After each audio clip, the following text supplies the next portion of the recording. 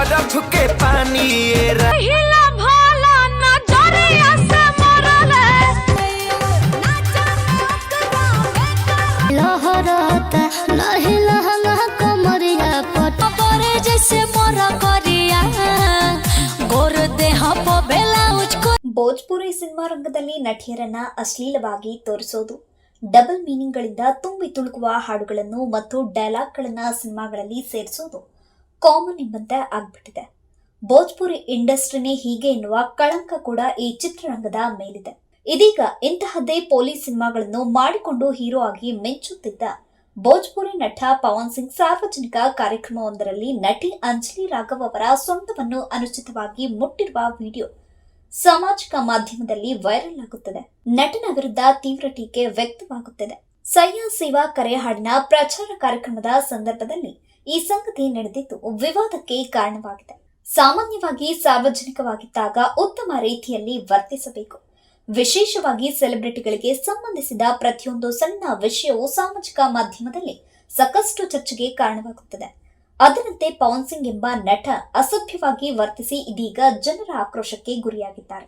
ಈ ನಟಿಗೆ ಪವನ್ ಸಿಂಗ್ ವರ್ತನೆಯಿಂದ ಕೊಂಚ ಮುಜುಗರವಾದರೂ ಆಕೆ ಸಹಿಸಿಕೊಂಡಿದ್ದಾಳೆ. ನಟ ಪದೇ ಪದೇ ಸೊಂಟ ಮುಟ್ಟಿ ಪೋಲಿಯಂತೆ ವರ್ತಿಸಿರುವ ವಿಡಿಯೋ ವೈರಲ್ ಆಗಿದೆ. ಈ ಘಟನೆಯ ಬಗ್ಗೆ ಸಾಕಷ್ಟು ವಿರೋಧ ವ್ಯಕ್ತವಾದ ಬಳಿಕ ಪವನ್ ಸಿಂಗ್ ನಟಿ ಅಂಜಲಿ ರಾಘವ್ ಬಳಿ ಕ್ಷಮೆ ಕೇಳಿ ಪ್ರಕರಣದಿಂದ ಬಚಾವಾಗುವ ಪ್ರಯತ್ನ ಮಾಡಿದ್ದಾರೆ. ಈಗ ಪವನ್ ಸಿಂಗ್ ತಮ್ಮ ತಪ್ಪನ್ನು ಒಪ್ಪಿಕೊಂಡಿದ್ದಾರೆ. ಅಷ್ಟೇ ಅಲ್ಲ, ಅಂಜಲಿ ರಾಘವ್ ಕ್ಷಮೆ ಕೇಳಿದ್ದಾರೆ. ಪವನ್ ಸಿಂಗ್ ಅವರನ್ನು ದೊಡ್ಡ ಮನಸ್ಸಿನಿಂದ ಅಂಜಲಿ ಕ್ಷಮಿಸಿದ್ದಾರೆ. ಹೌದು, ಸೊಂಟ ಮುಟ್ಟಿದ ಪ್ರಕರಣ ಗಂಭೀರವಾಗ್ತಿದ್ದಂತೆ ಪವನ್ ಸಿಂಗ್ ಸೋಷಿಯಲ್ ಮೀಡಿಯಾದಲ್ಲಿ ಕ್ಷಮೆ ಕೇಳಿದ್ದಾರೆ. ಅಂಜಲಿ ರಾಘವ್ ಮತ್ತು ಅವರ ಅಭಿಮಾನಿಗಳಲ್ಲಿ ಕ್ಷಮೆ ಯಾಚಿಸಿದ್ದಾರೆ.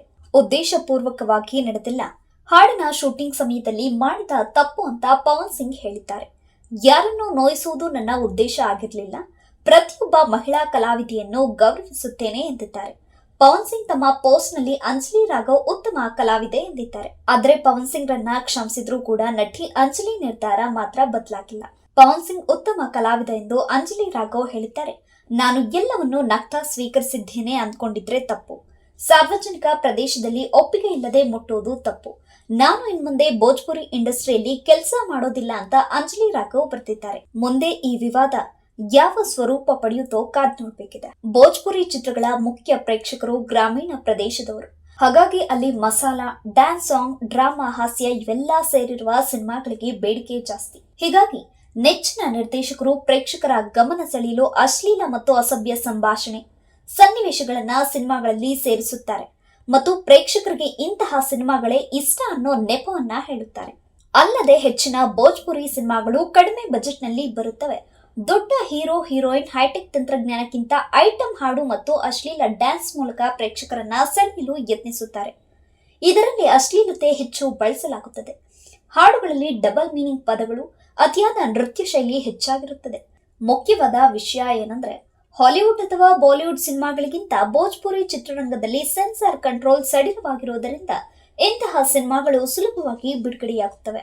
ಈ ಸೊಂಟ ಮುಟ್ಟಿದ ಪ್ರಕರಣದ ಮಧ್ಯೆ ಪವನ್ ಸಿಂಗ್ ಎರಡನೇ ಪತ್ನಿಯ ಪೋಸ್ಟ್ ವೈರಲ್ ಆಗಿ ಹೊಸ ಸುದ್ದಿ ಮಾಡಿದೆ. ಸೋಷಿಯಲ್ ಮೀಡಿಯಾದಲ್ಲಿ ಪವನ್ ಸಿಂಗ್ ಎರಡನೇ ಪತ್ನಿ ಜ್ಯೋತಿ ಸಿಂಗ್ ಭಾವುಕ ಪೋಸ್ಟ್ ಹಾಕಿದ್ದಾರೆ. ತಮ್ಮನ್ನು ಪತಿ ಕಡೆಗಣಿಸುತ್ತಿದ್ದಾರೆ ಅಂತ ಆರೋಪಿಸಿದ್ದಾರೆ. ಕೆಲ ತಿಂಗಳಿಂದ ಪವನ್ ಸಿಂಗ್ ಅವರನ್ನು ಸಂಪರ್ಕ ಮಾಡಲು ಸಾಧ್ಯವಾಗ್ತಿಲ್ಲ. ಅವರ ಕಚೇರಿಗೆ ಹೋಗಿದ್ದೇನೆ, ಅಲ್ಲಿಯೂ ಭೇಟಿಯಾಗಲಿಲ್ಲ. ಅವರು ನನ್ನ ಫೋನ್ ರಿಸೀವ್ ಮಾಡ್ತಿಲ್ಲ. ಪವನ್ ಸಿಂಗ್ ಸಿಬ್ಬಂದಿ ಕಚೇರಿ ಒಳಗೆ ಹೋಗಲು ಬಿಡ್ತಿಲ್ಲ. ಈ ಎಲ್ಲಾ ಕಾರಣದಿಂದ ಪ್ರಾಣ ಕಳೆದುಕೊಳ್ಳುವಂತಹ ಆಲೋಚನೆ ಬರ್ತಿದೆ ಅಂತ ಬರ್ತಿದ್ದಾರೆ. ಈ ವಿಚಾರವಾಗಿ ಕೂಡ ಪವನ್ ಸಿಂಗ್ ಟೀಕೆಗೆ ಒಳಗಾಗಿದ್ದಾರೆ. ಒಟ್ಟಾರೆ ಭೋಜ್ಪುರಿ ಚಿತ್ರೋದ್ಯಮದಲ್ಲಿ ನಾಯಕ ಪವನ್ ಸಿಂಗ್ ಸಾಕಷ್ಟು ಹೆಸರು ಮಾಡಿದ್ದಾರೆ. ಇಲ್ಲಿಯವರೆಗೆ ಪವನ್ ಅನೇಕ ಚಿತ್ರಗಳಲ್ಲಿ ನಟಿಸಿ ಎಲ್ಲರನ್ನೂ ಮೆಚ್ಚಿಸಿದ್ದಾರೆ. ಇತ್ತೀಚೆಗೆ ಈ ನಟ ಕಾರ್ಯಕ್ರಮವೊಂದರಲ್ಲಿ ತಮ್ಮ ಪಕ್ಕದಲ್ಲಿ ನಿಂತು ಮಾತನಾಡುತ್ತಿದ್ದ ನಟಿ ಅಂಜಲಿಯ ಸೊಂಟವನ್ನ ಪದೇ ಪದೇ ಮುಟ್ಟಿದ್ದು ದೊಡ್ಡ ವಿವಾದವಾಗಿದೆ. ಮುಜುಗರ ಎನಿಸಿದ್ರೂ ಸಹ ತೋರಿಸದೆ ನಟಿ ಎಲ್ಲರೂ ಇದ್ದಾರೆ ಅಂತ ನಗುವಿನಿಂದ ಅದನ್ನ ಸಹಿಸಿಕೊಂಡ್ರು. ನಟನೊಬ್ಬ ತುಂಬಿದ ಸಭೆಯಲ್ಲಿ ವೇದಿಕೆ ಮೇಲೆಯೇ ನಟಿಯ ಸೊಂಟಕ್ಕೆ ಕೈ ಹಾಕಿದ್ದಾನೆ. ಘಟನೆಯ ವಿಡಿಯೋ ವೈರಲ್ ಆಗಿದ್ದು ನೆಟ್ಟಿಗರು ಚೀತು ಎಂದಿದ್ದಾರೆ.